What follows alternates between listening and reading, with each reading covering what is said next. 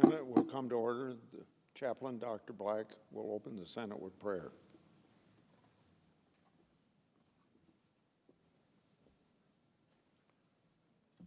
Let us pray. Eternal God, who rules the raging of the sea, we seek your face in these turbulent times. Lord, help us to so live that the generations to come will know of your mighty acts. Today, give our lawmakers the hearts to seek, find, and follow your will, so that their legacy will be exemplary. Guide them in the path you have created, inspiring them with the potency of your powerful presence. May they trust your laws of sowing and reaping, knowing that they will receive a bountiful harvest if they persevere. Keep them from underestimating the power of your great name. Amen. Will you please join in the Pledge of Allegiance? I pledge allegiance to the flag of the United States of America and to the republic for which it stands, one nation under God, indivisible, with liberty and justice for all.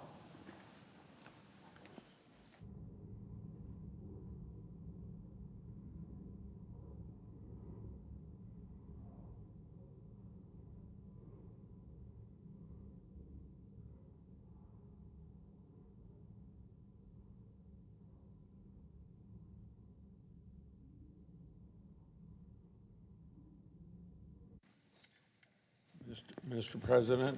Senator from Iowa. 1 minute for morning business, please. Senator may proceed. Today, our national public health and economic crisis continues without additional legislative action. Reports over the weekend indicate that the Senate Minority Leader believes that he can hold out for a massive, unwieldy bill that even includes unrelated policies, yet refuse to consider action where there is already consensus. The New York Times reported that the Speaker said, quote, believes she has the upper hand and does not intend to lose it, end of quote. The other side refuses to support even the relief measures where there is broad bipartisan agreement, such as providing additional funds for unemployment benefits, the Paycheck Protection Program, education, state and local governments, recovery checks, and hiring and employee retention incentives. This shows us where their priorities are: politics, not people. I yield the floor. That's a shame.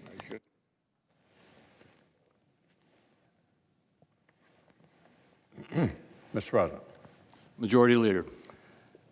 I'd hoped that this week the Senate would be busy providing more coronavirus aid. Chairman and ranking members would be working overtime across the aisle to finalize another major pandemic relief package for the American people. After all, there are so many important ways in which American families need help, and which Democrats say they see as big priorities, just like Republicans do. Priorities like continuing a federal add-on to unemployment insurance, more tools for schools to safely reopen, more access to testing and diagnostics, more resources to develop vaccines and treatments, a new round of checks to put cash in families' hands ASAP, another round of the hugely successful Paycheck Protection Program that small businesses have relied on, which was left out of the Democrats' proposal. All of these things and many more were in Senate Republicans' trillion-dollar proposal for another coronavirus rescue package focused on kids, jobs, health care, and legal protections to help our country reopen. So I'd hoped the Senate would be spending this week turning a major agreement into law. But sadly for the country, sadly for struggling Americans, the Speaker of the House and the Senate Democratic leader decided we would not deliver any of that, none of it. For weeks, Speaker Pelosi and Democratic leader in the Senate stalled in backroom negotiations with the administration's team. For weeks, they held up important aid over non-COVID related demands.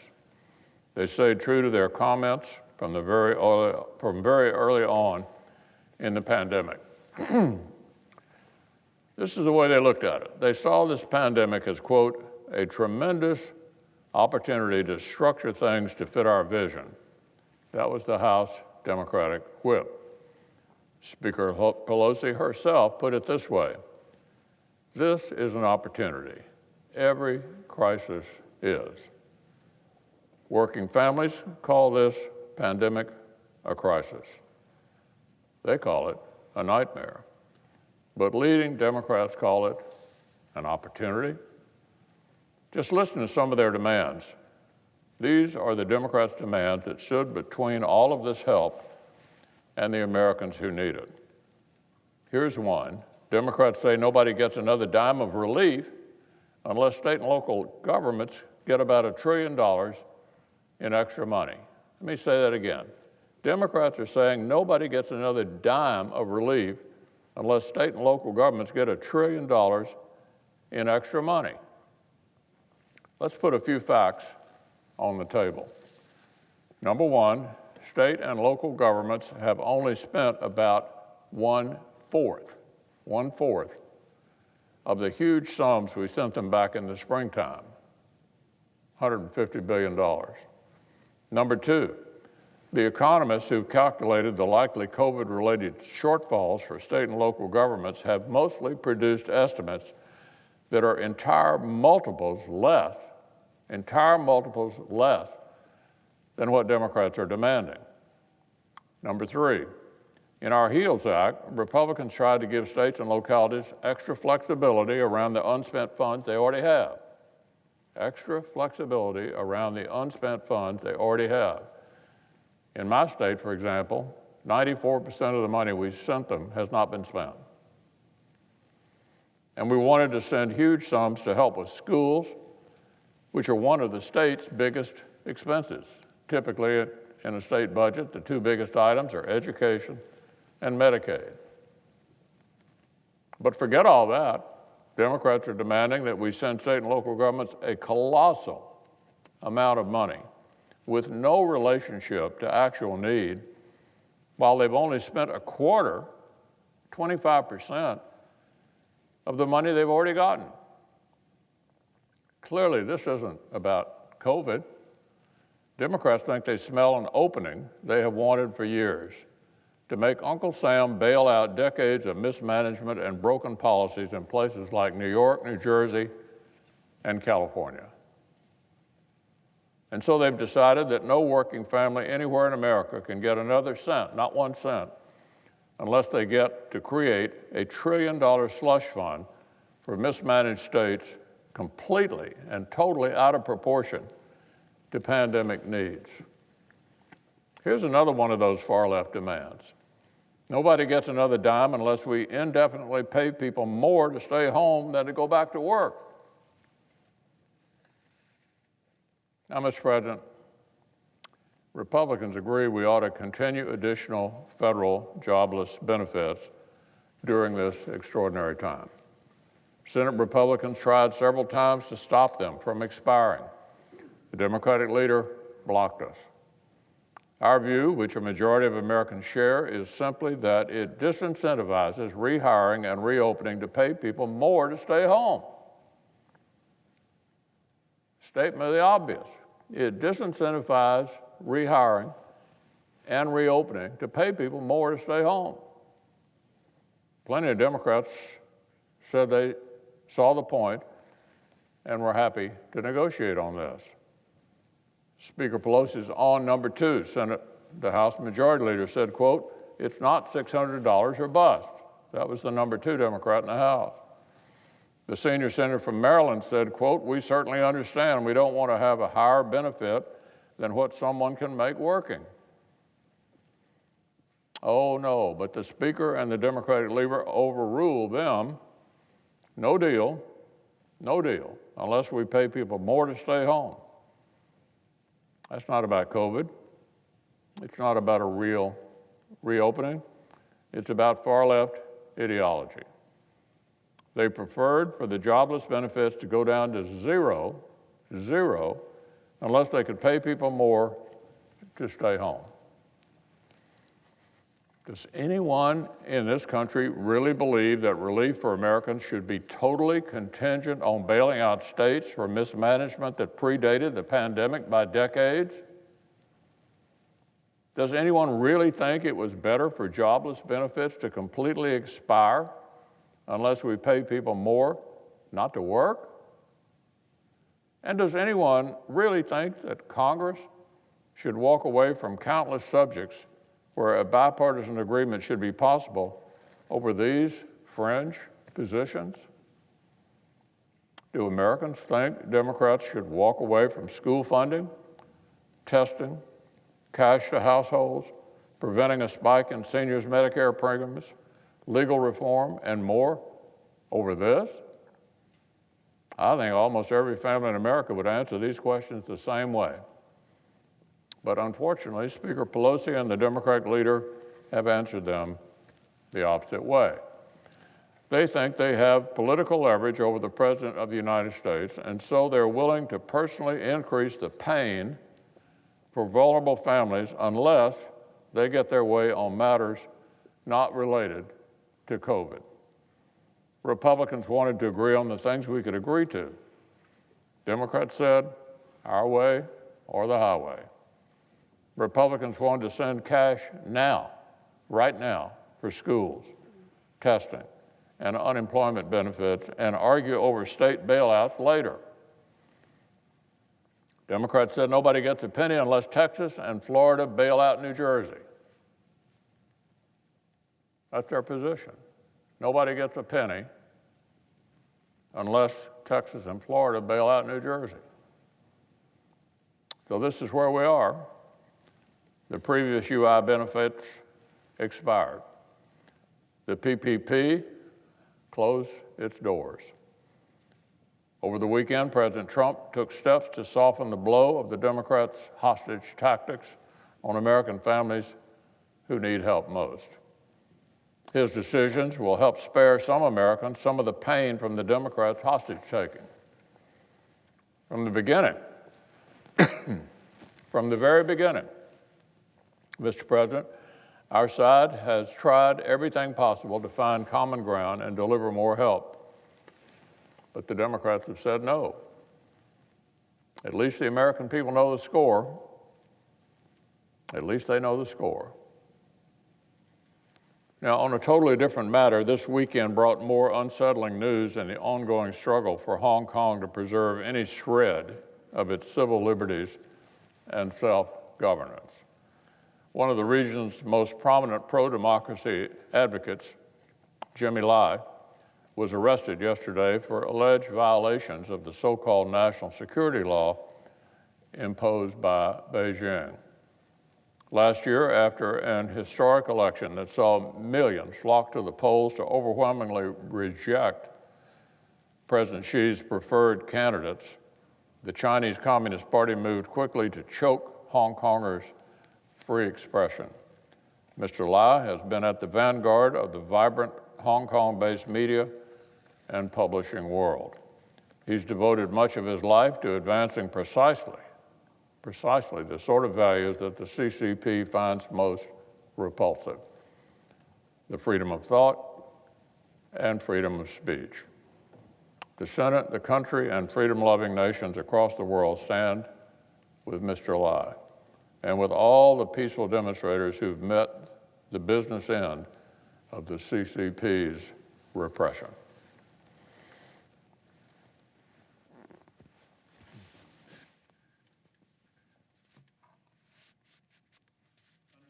Under the previous order, the leadership time is reserved, and under the previous order, the Senate will be in a period of morning business with senators permitted to speak therein for up to 10 minutes each.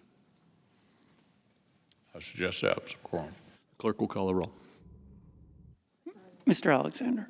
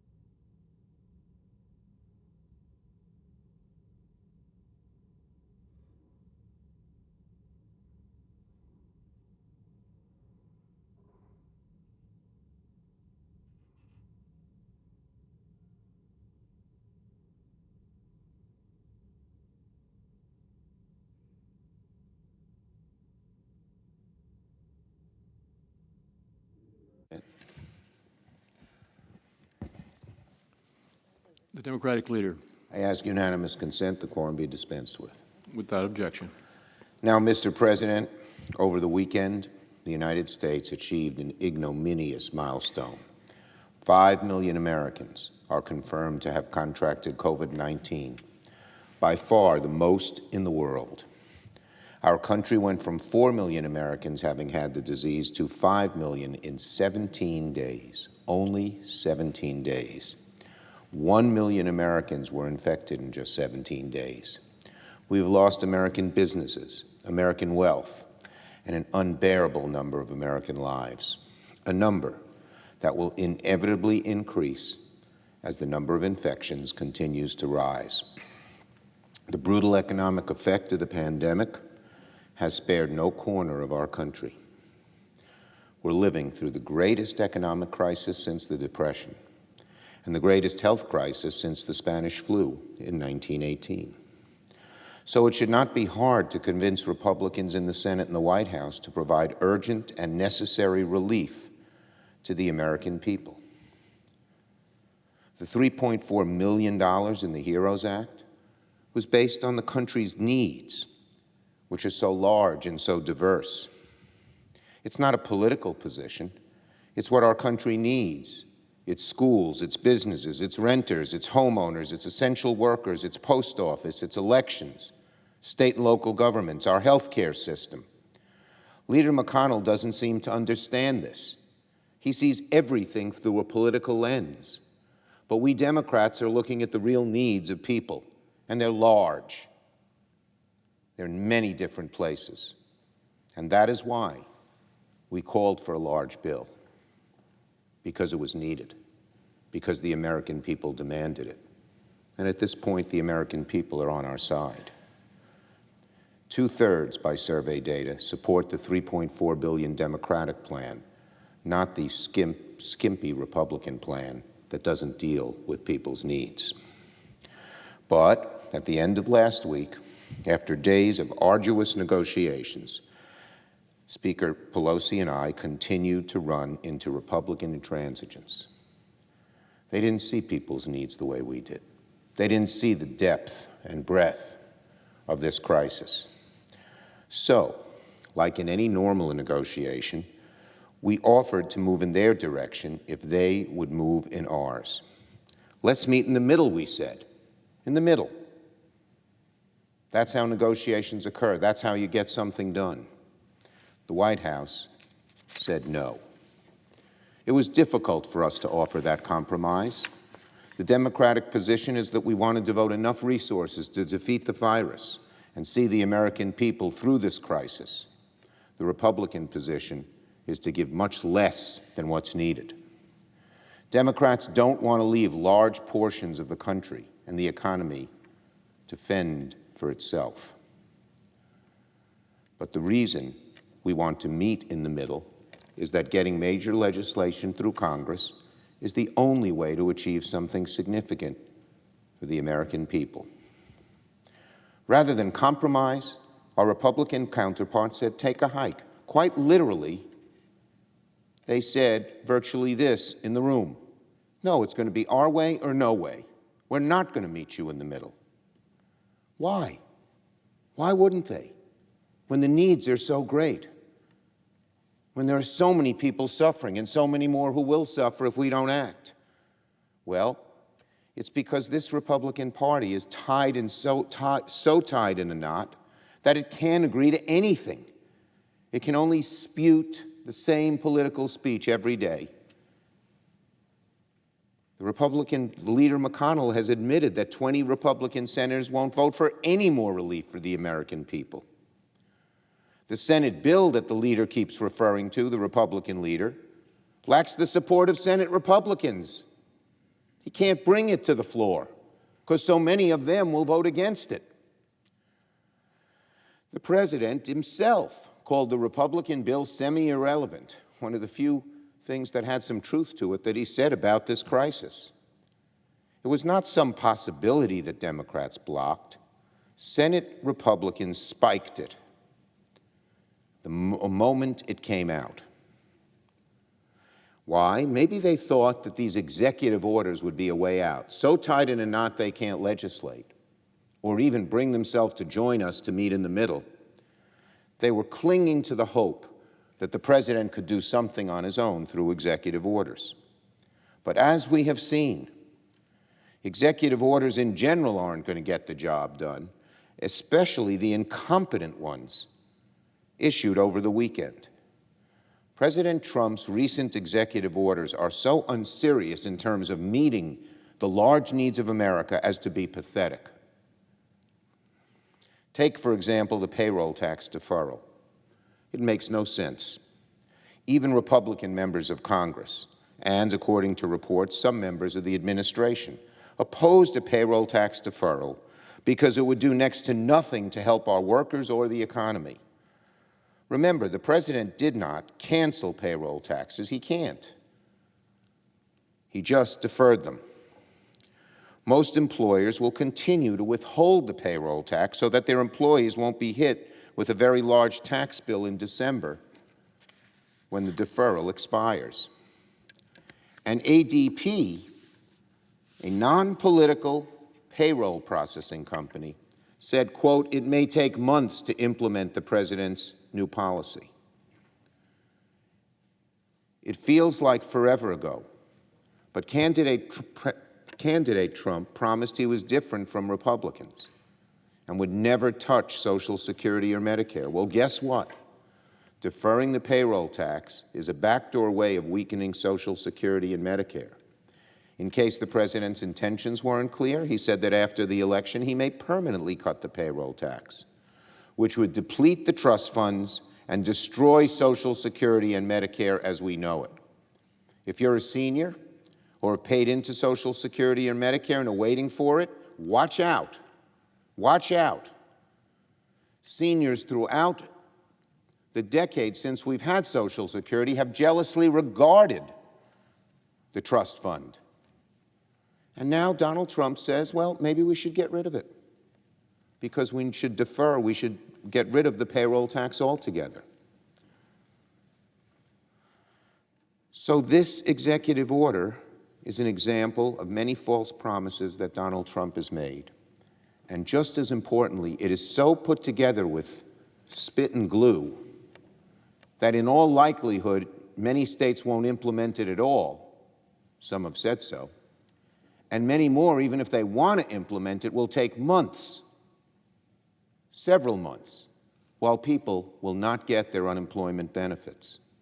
The easiest thing to do for the good of the economy, for keeping millions out of poverty, which the president's pandemic unemployment insurance has done, is simply to renew the existing unemployment insurance. But because of the hard right, because so many Republicans don't want to spend the money, even for people who have lost jobs through no fault of their own, doesn't happen.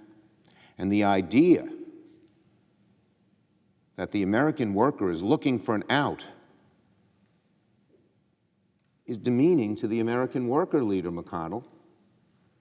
Americans want to work. There's pride in work. The overwhelming majority of Americans, if given the choice of a job or unemployment insurance for a period of time, even if that unemployment insurance is not exactly what they got paid, will take the job. We know that. America believes in the work ethic. So how demeaning to the American worker to say they're looking for a way out. They're looking for a way to skeeve the system. That's not the American worker I know. That's not the New York worker I know. But of course, when unemployment is over 10%, you can be looking for a job, but you may not get one. That's the reason so many people are on pandemic unemployment insurance. So the president's plan there was nothing short of a disaster in terms of its inability to be implemented, its effect on Social Security and Medicare, and the demeaning way in which it looks at the American worker. The president's executive order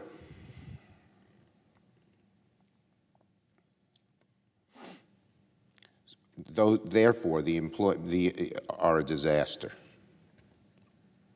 And the President's executive order on evictions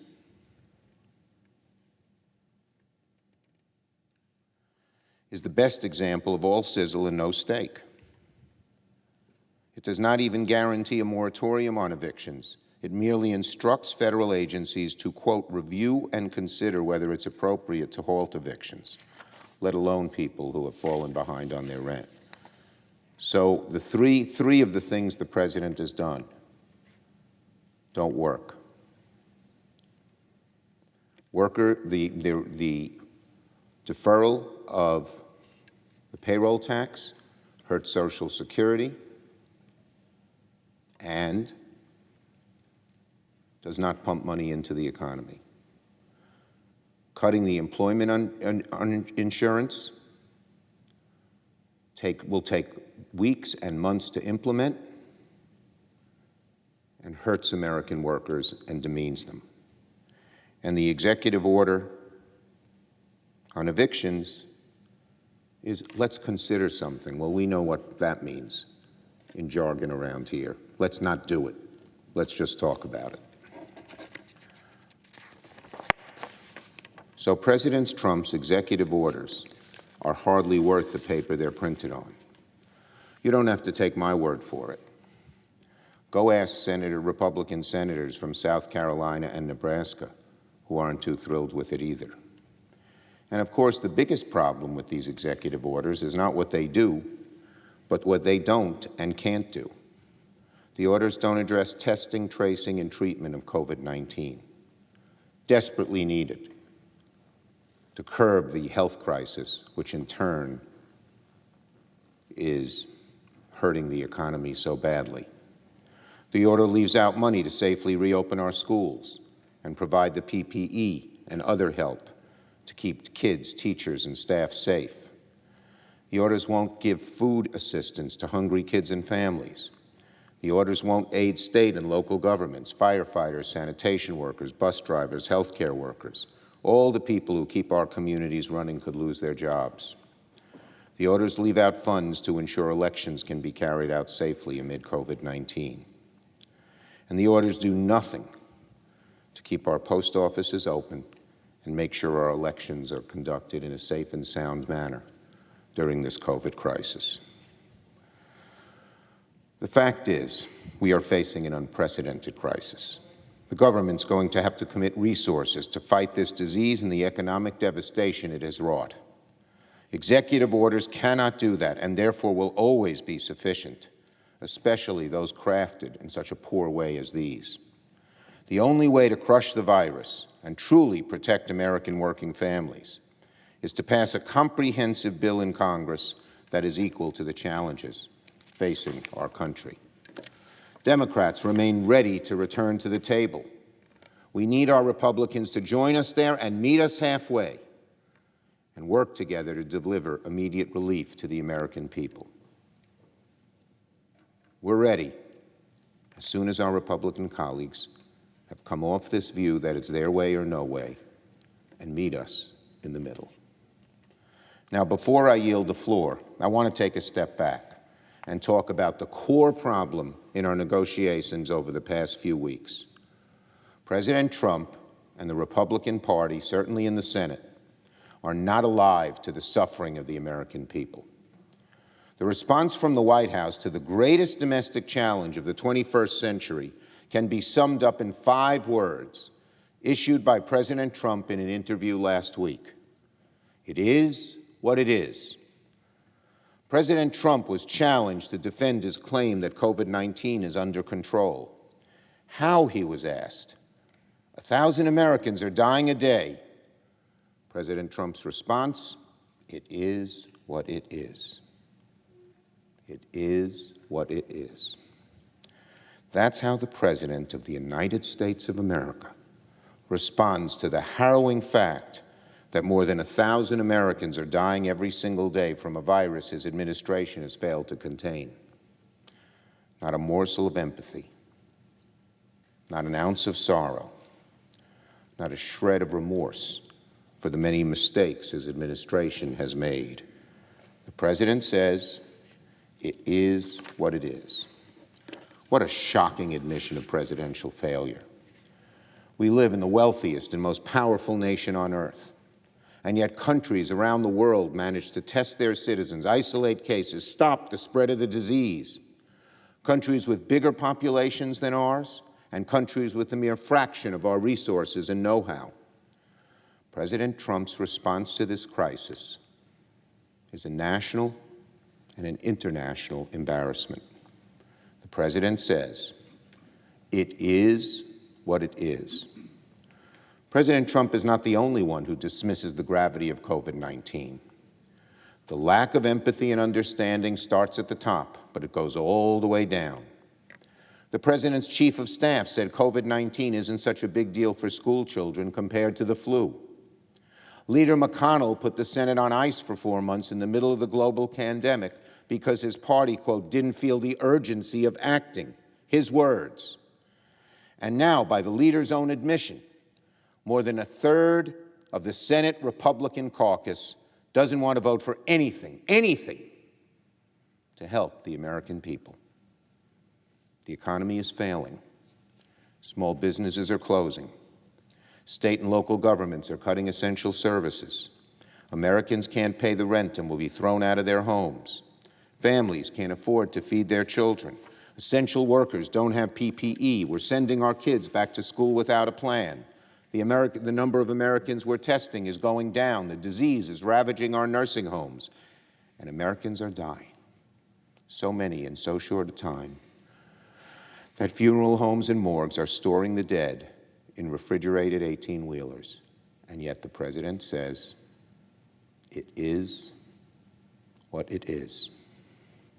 The President, his aides, his party in Congress are not even awake to what's happening in this country. That is the reason why Senate Republicans delayed for 4 long months. And that is the reason we've been unable to find agreement with the White House. I yield the floor.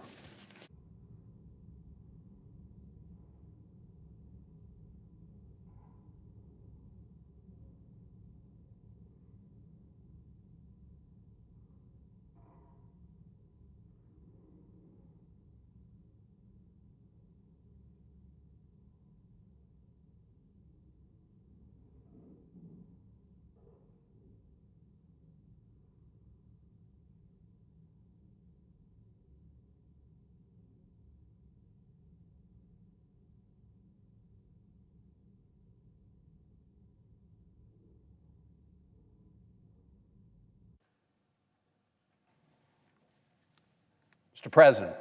Senator from Maryland. Thank you, Mr. President. I want to thank the minority leader, the Democratic leader, Mr. Schumer, for his remarks. You know, there are not many of us around here in the Senate today. It's pretty quiet. You walk through the halls, virtually nobody around. That's what it was like last Thursday afternoon. That's what it was like here in the Senate on Friday, and again on Saturday, and again on Sunday. And here we are again on Monday, and this Senate is virtually a ghost town.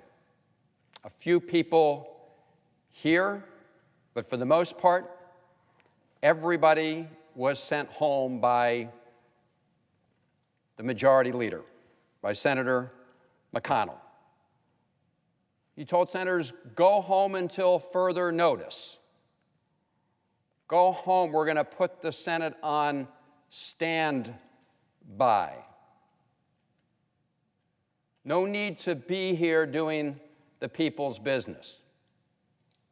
Well, Mr. President, the coronavirus is not on standby. The coronavirus is very much alive and well and spreading throughout the country, more severely in some parts than others, but spreading throughout the country, and with it has come the spread of economic pain and economic harm. So COVID-19 is not on standby, and neither is the economic pain and fallout that it's caused. But here in the United States Senate, the Republican leader, majority leader, has said, go home and be on standby. Mr. President, that is not leadership at any time.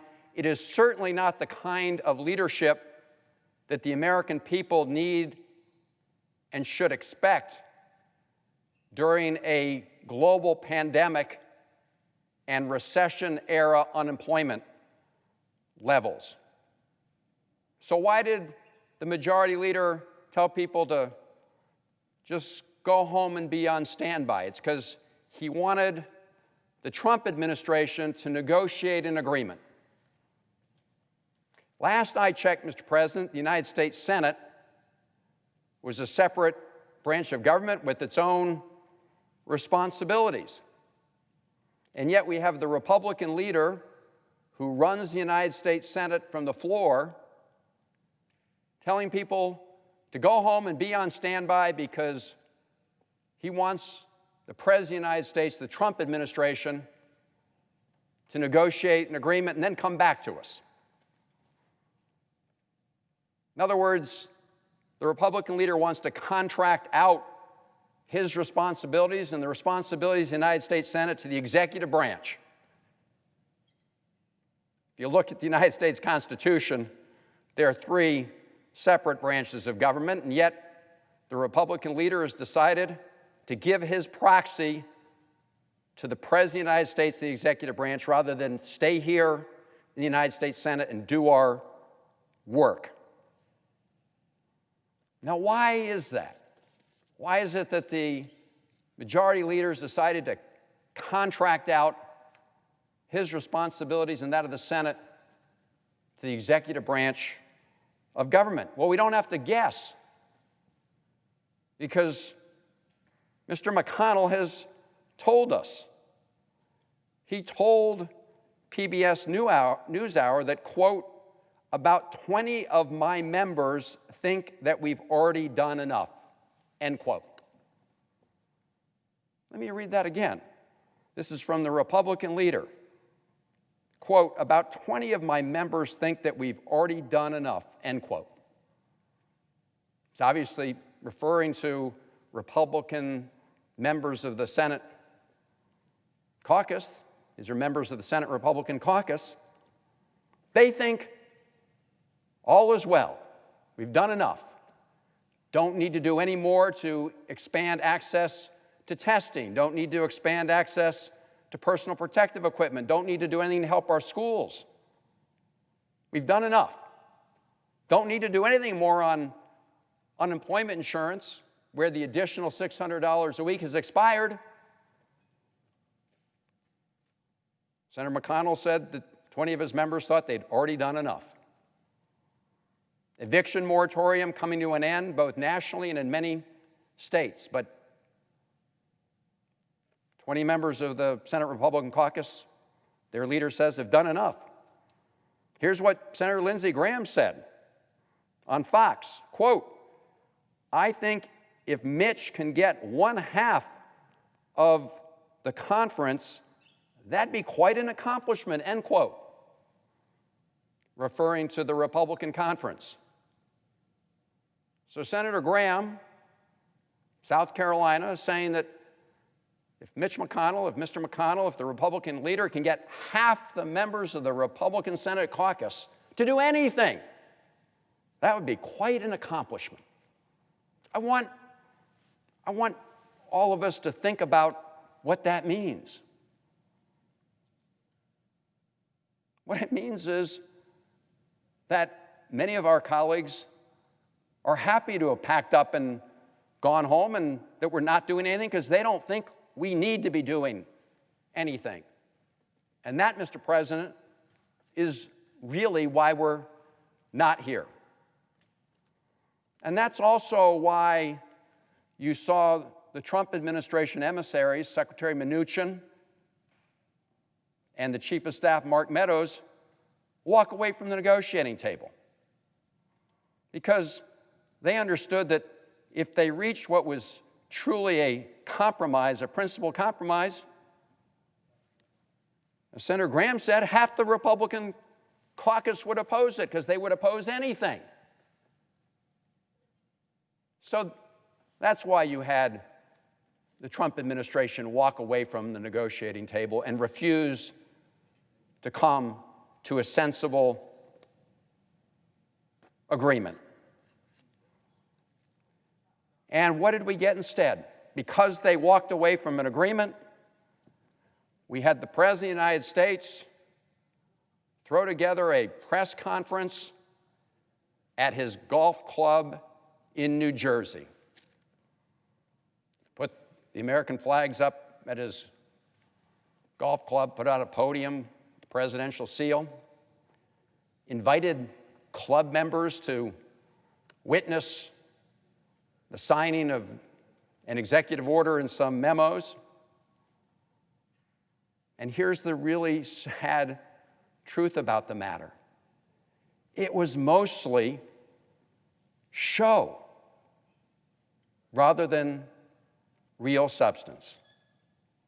It was something that we would come to expect from somebody who was really good at reality TV, but somebody who did not understand the painful realities being experienced by Americans throughout this country during this health pandemic and the economic pandemic. And I say that because if you begin to look at what the president actually signed, it's both inadequate and also unworkable in almost all its parts. Now, let's put aside for now the question of whether or not the president had the legal authority to do what he did, because clearly, in some parts of his executive order and his memos, he does not have the constitutional authority to do that. We've heard that from some of the Senate Republican members already. But let's set that aside and just see whether it will actually deliver meaningful relief to Americans, or whether it's more like the degree that was given to folks who attended so-called Trump University, which turned out to be a fraud and is now shuttered. Let's take a look at what the president did. First, with respect to extending the $600 a week of unemployment insurance benefits. And let's remember the starting point for this is that neither the President of the United States, Donald Trump, nor the Republican Senate want to extend the $600 a week unemployment compensation. They say it's too much for Americans who are out of work through no fault of their own because of this pandemic. And even though there are 4 people looking for work right now in America for every job that's available, I hear from constituents every day. I read some of their stories last Thursday on the floor of the Senate. People who badly want to get back to work, but their former job is gone, and there's no new job to replace it. And they need that additional $600 a week to make ends meet. In fact, Mr. President, I want to just read to the Senate some additional letters I received from constituents on this point. Please act to extend the $600 a week unemployment enhancement. I am requesting both in my name and on behalf of my wife. We both lost our jobs, and the additional $600 is significantly helping keep us afloat and purchase the needs of life. My job was supposed to restart in late June, but the owner has pushed it back to November, December, to be determined. My wife was put on furlough and told the company hoped to bring everybody back, but has heard nothing yet. Without the additional $600, the time will come in the next few months when we will be unable to pay our bills. Here's a note I received from another constituent. Respectfully, Senator Chris Van Hollen, I would like to write to you about the $600 unemployment. I understand that the other party is fighting you all the way. This is painful because I'm a diabetic, and at this point, because that benefit was taken away, I have to choose between paying my bills or my insulin. I applied sometime in June since I was thinking I would be back to work. Gone are my savings paying rent, gone are my savings to pay rent, car loan insurance, and other bills. From this week on, because of losing the $600, I will have to stop paying bills so I can pay my insulin. I never thought that I would be in a situation like this in America, where if you work hard, pay your taxes, to be able to have a roof over your head, health insurance, and human dignity. And I, like I'm sure many of my colleagues, have received hundreds of notes like that from our constituents. People who will not be able to make ends meet without the additional $600 a week. But the president doesn't want to continue that, nor do Senate Republicans. And so what did the president say up in New Jersey? Well, he came up with this plan that unfortunately will not deliver. Essentially, what he said was, take the funds that were provided in the CARES Act to the states. The United States Congress provided about $150 billion to states to help during the early stages of this pandemic, both to help purchase things like PPE and also to address the economic fallout. I should remind my colleagues that Senator McConnell was dead against that, even in the earlier version. If you go back and look at the debate and the record, you'll find that he was dead set against providing any funds to state and local governments. That was the result of a compromise that we succeeded in pushing in those negotiations. But in these most recent negotiations, both the White House and again, Senator McConnell and Senate Republicans took the position, no funds for state and local government. I remember a few months back when asked, the Republican leader, Senator McConnell, said, let them go bankrupt. Let them go bankrupt. Well, there's a productive solution. He may have walked those comments back a little bit, but he did not walk back his opposition to any funds for state and local governments.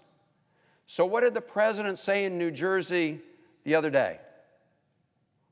Okay, states, take the earlier emergency funds that the Congress provided and use those as a 25% match to $300 federal dollars so that we can provide $400 per week in additional unemployment insurance. Here's the problem with that, Mr. President. We provided that $150 billion emergency assistance to the states because of the emergencies that they were facing then and continue to face. Because they're facing both increased costs with respect to helping frontline healthcare providers and hospitals and providing them with personal protective equipment. The federal government's been pretty much AWOL when it comes to testing. The president said to the states, you all set up testing regimes, and so they're using some of those funds we provided them for that. They're using those funds to try to open schools safely or help provide distance learning when schools can't be open safely.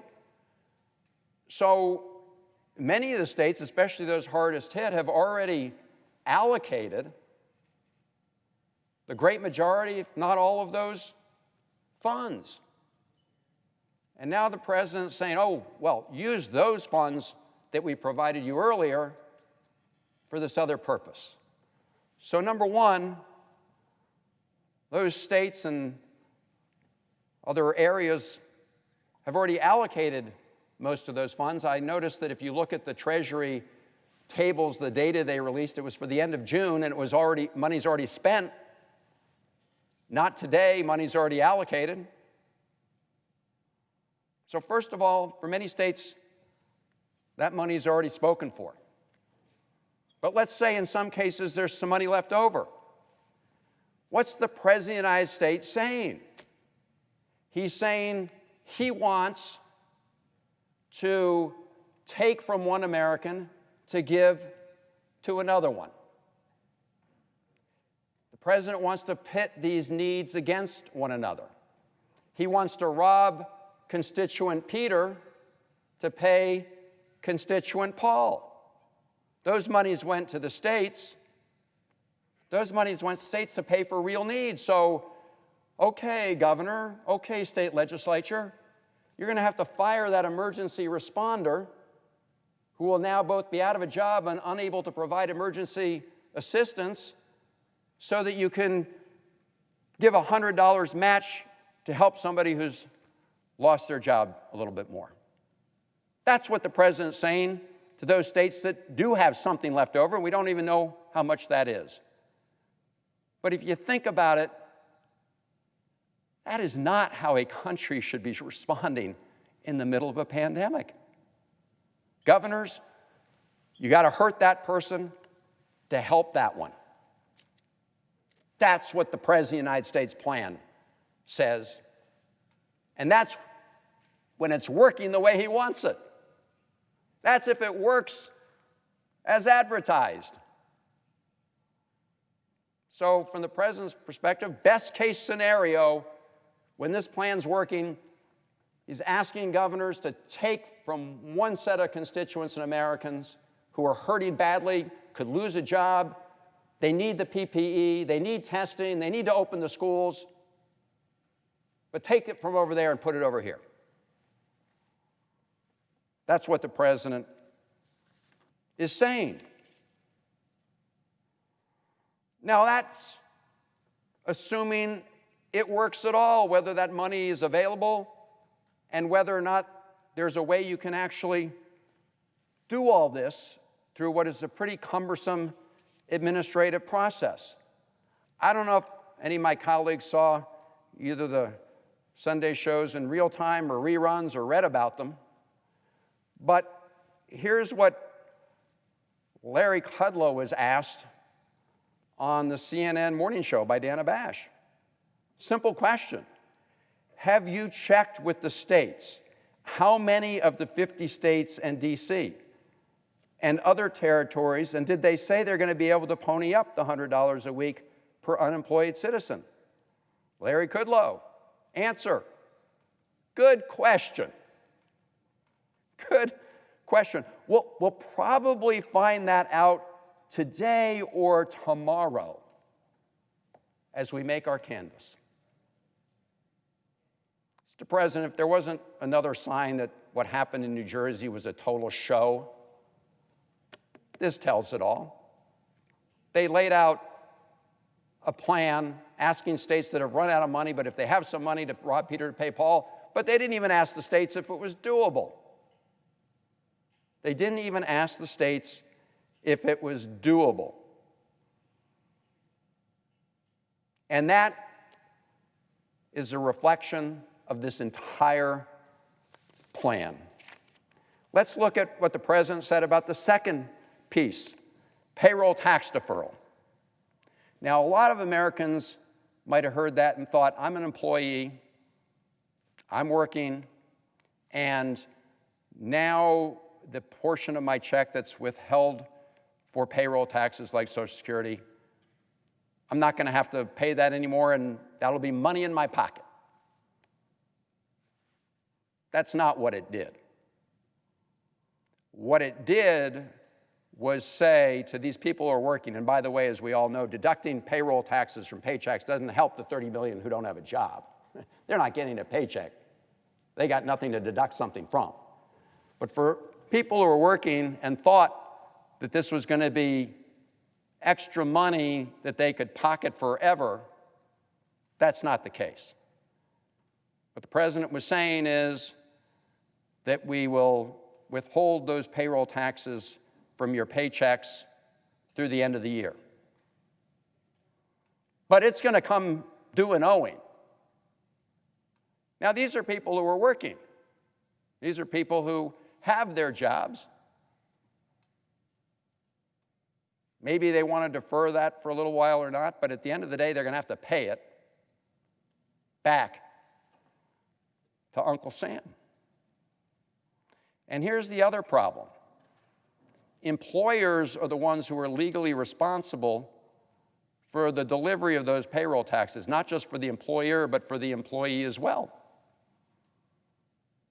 And so they're going to have to take the risk that if one of their employees doesn't want their Social Security taxes paid, in other words, they want them withheld, that ultimately will be paid back. But what we're hearing from lots of employers is they can't guarantee that. First of all, what if that employee leaves? How am I going to repay that portion of the payroll taxes? And so here's another example of something that may have sounded good to some people when they heard it, but it really is a shell game in the first instance, and in many ways, a sham. And by the way, whether it's deferral or if it is ultimately forgiven, that would require an act of Congress, then it's the Social Security system that takes a hit, unless you refund it. But that's not in the president's plan. The president's memo doesn't talk about refunding it, if in fact it were ever forgiven, which he can't do either. Now, Mr. President, let's look at the eviction moratorium. I mean, that's a real mirage. I urge my colleagues just to read the executive order. The executive order tells Health and Human Services and the Centers for Disease Control to, quote, consider, unquote, whether an extended eviction moratorium is reasonably necessary to protect the public health. He's asking two federal agencies to consider a question he posed to them. Now, I imagine a lot of people who may have watched the president with the American flags up at his country club, imagine a lot of them thought, wow, the president just said that no one can get evicted. That's not what he said at all. It was a sham. He said HHS and CDC should consider whether an extended eviction moratorium is reasonably necessary to protect the public health. And then he asks HUD and Treasury to look around in their bank accounts to see if they have any money to help people who might be evicted. You know the way to help people who are evicted? First of all, don't let them be evicted in the first place, but to help them and the landlords, let's pass the rental assistance provision that's in the HEROES Act that passed the House. So, Mr. President, whether you look at the unemployment insurance provision or the payroll tax provision or the so-called eviction moratorium provision, this really is show and not substance. And I'm only talking about what the president put into the plan, not everything that got left out.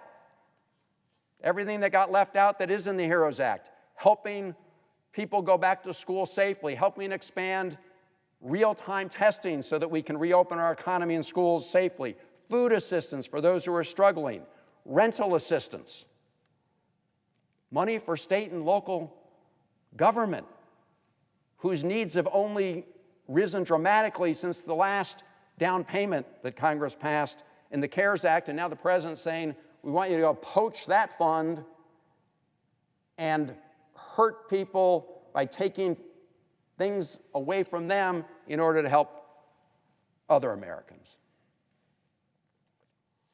So those are some of the things that were totally left out of here. Now, I've often heard when talking about state and local government, the president, he tweets it all the time, that this is just a question of blue states wanting to be bailed out for bad economic decisions or bad budget problems they had, and that red states are just doing great. Mr. President, anybody who looks at the state financial affairs knows that's not true. Just take a look at my state of Maryland. Most people would consider us a blue state. We have a AAA bond rating. The last I checked, the state of Kentucky, it was a single A bond rating.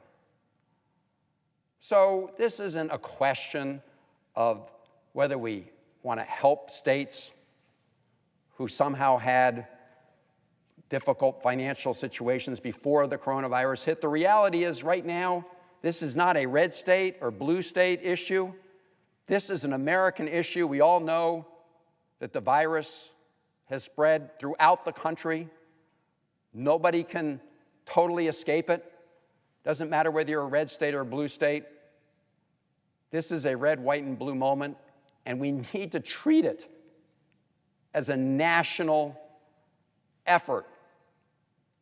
Not a state-by-state effort, but one also where the federal government plays a very important role and is not AWOL in the middle of a big pandemic and not playing politics in the middle of a pandemic. Listening to the healthcare experts about whether or not to wear a mask instead of making that a political statement that puts people at greater risk who follow the president's political advice rather than the healthcare advice of the healthcare experts. So, Mr. President, I hope we will get back to the negotiating table. But to do that, the president has got to be serious about reaching a conclusion, and he's going to need help from the Republican leader, Senator McConnell, and from that more than half the Senate Republican conference that both Senator McConnell and Senator Graham say don't want to do anything at all. Let me clarify that. The Republican leader said 20 members don't want to do anything at all, and it was Senator Graham who said about half. If that's the case, our country's in even bigger trouble than we might have thought, because there's a failure to recognize the immediacy of the need and the depth of the problem that we face. So let's get back to the negotiating table. I remember some of the president's top priorities when he first presented his plan. He wanted that tax break for 3 martini lunches for business executives. No to food assistance for needy families. Yes to tax breaks for 3 martini lunches. That's what the president said. I think we were also all surprised to see that he wanted $1.6 or $7 billion to build a new FBI headquarters at its current site, rather than follow through with the original plan, which was to move that headquarters to a suburban campus for security needs and to consolidate. But I guess if you rebuild it at its current site, then there's really no risk that someone will buy that land and end up building a hotel that competes with nearby Trump Hotel. That was part of the president's set of priorities in the middle of emergency. American people need to understand that. So let's get back to the negotiating table. What the president did was show and not substance. We need to work together in order to do something meaningful. So don't walk away. Come on back, and let's work. And just finally, Mr. President, when I say come on back, again, I'll end where I started. It's awfully quiet around here. I mean, we're in the middle of a pandemic. Virus isn't taking a vacation. Virus isn't taking any time off. The economic harm isn't taking a vacation or any time off. And yet here we are in the Senate, all quiet. Talks break down with the administration. We are a separate branch of government under the Constitution of the United States. Let's get back here and do our job for the American people. I yield the floor.